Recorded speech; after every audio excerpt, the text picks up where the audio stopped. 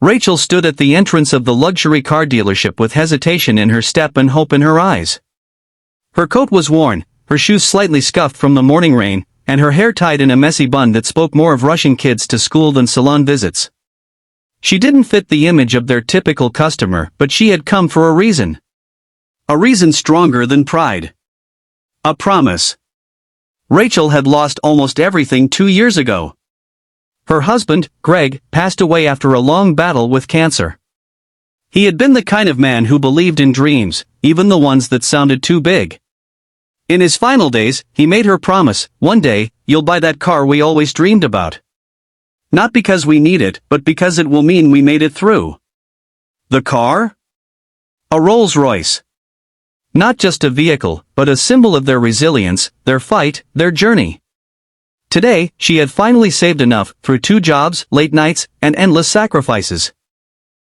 She had taken care of her 3 kids, restarted her design business, and rebuilt her life piece by piece. She wasn't there to flaunt money.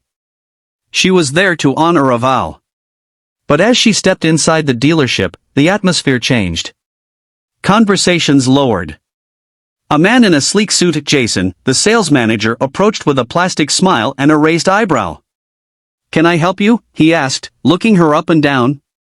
"I'm here to see the ghost," Rachel replied calmly. Jason chuckled under his breath. The Rolls-Royce ghost? His tone had already dismissed her. That model starts at over $300,000. Perhaps you'd like to look at our certified pre-owned vehicles instead? Rachel didn't flinch. No. I'd like to see the ghost. Please.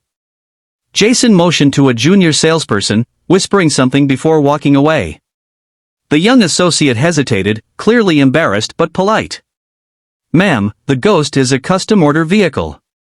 We usually schedule appointments for serious buyers only." "I am a serious buyer." The words felt heavy in the room, but no one believed them. Customers glanced her way with mild amusement, and someone even muttered, "What's she doing here?" Rachel's hands trembled slightly, but she held her ground. She opened her bag and pulled out a neatly organized folder: bank statements, pre-approval letters, proof of income. The young associate's eyes widened, but before he could speak, Jason returned. "Ma'am, we're quite busy today. Maybe come back when." The words froze on his tongue. Outside the dealership, the soft purr of an engine silenced the room. Heads turned. A brand new Rolls-Royce Phantom, jet black with custom silver detailing, pulled up to the curb. The chauffeur stepped out, circled the car, and opened the rear door. Out stepped Mr. Alastair Bennett, a well-known billionaire investor and Rachel's most high-profile client. She had designed his home office, his daughter's wedding space, and just recently, his lake house in Vermont. He walked in, scanning the room until he saw her. "Rachel! I hope I'm not late." The dealership staff froze. "Not at all, Mr. Bennett," she smiled. Jason blinked in disbelief. "You know each other?" "She's not just my designer," Alastair said firmly. "She's one of the most brilliant, hard-working people I've ever met. I told her to come here and pick whatever she wants. On me. It's the least I can do for someone who put her soul into helping my family feel at home again." The silence was deafening. Jason stuttered, his voice now groveling. I apologize, Ms. Rachel. Please, allow me to personally give you a tour of our finest models." She looked at him, not with anger, but quiet strength. "No need," she said. "I've already made my choice." They walked toward the ghost, the very car she and her husband had once admired in brochures. As she sat in the driver's seat, she felt the smooth leather beneath her hands, and for the first time in years, she allowed herself to breathe freely.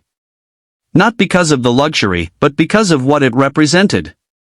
Challenge number 1, overcoming grief and being left alone with 3 children in debts. Challenge number 2. Restarting her business with zero investment and dealing with rejection from clients due to her situation. Challenge number 3, battling judgment, assumptions, and discrimination for not looking the part. Challenge number 4, fighting self-doubt every day while keeping a promise to a late husband. But she did it. Quietly. Without applause. Without validation. As she drove away that day, with the keys to the Ghost in her hand, she passed the dealership's glass walls. The same people who had dismissed her were now watching her with awe. But Rachel didn't need their approval. She had kept a promise.